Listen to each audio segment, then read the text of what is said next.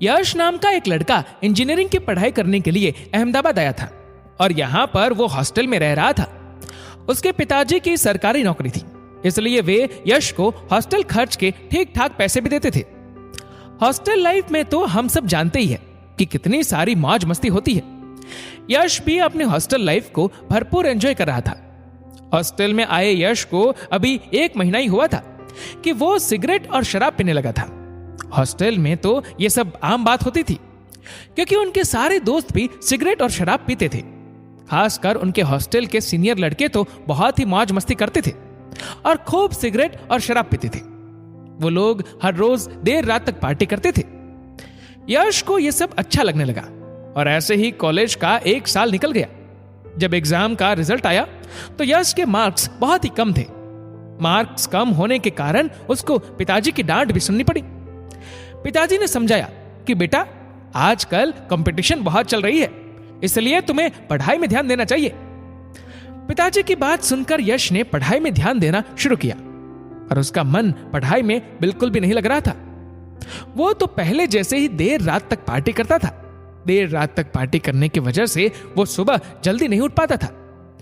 College में हर रोज late जाने के कारण उसे प्रोफेसर से भी डांट पड़ती थी। एक दिन वो अपने दोस्तों के साथ रात को अपने घर से हॉस्टल के लिए वापस आ रहा था। रेलवे स्टेशन से निकलते ही उन्होंने ऑटो ढूंढना शुरू किया। रेलवे स्टेशन से हॉस्टल का रास्ता करीब 5 किलोमीटर जितना था। उस वक्त रात के 1:30 बजे थे।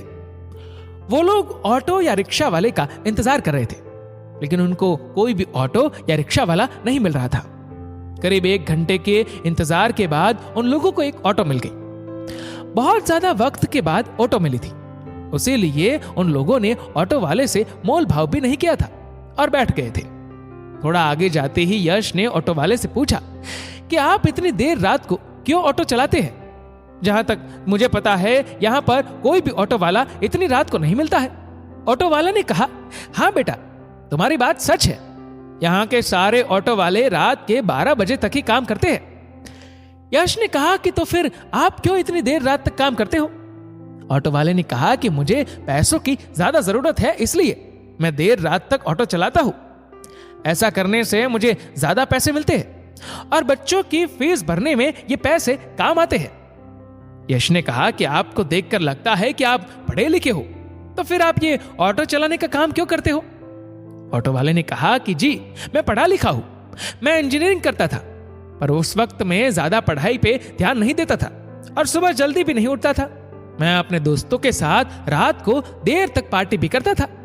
मुझे उस वक्त शराब पीने की ही आदत भी हो गई थी।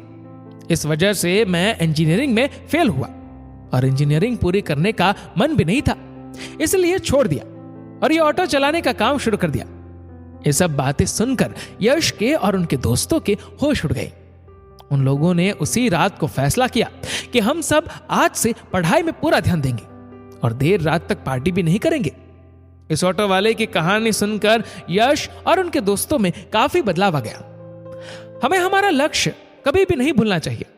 अगर हम पढ़ाई करते हैं तो फिर हमें पूरा ध्यान सिर्फ पढ़ाई में ही देना चाहिए, ताकि बाद में हमें इस ऑटो वाले की तरह पछताना ना पड़े।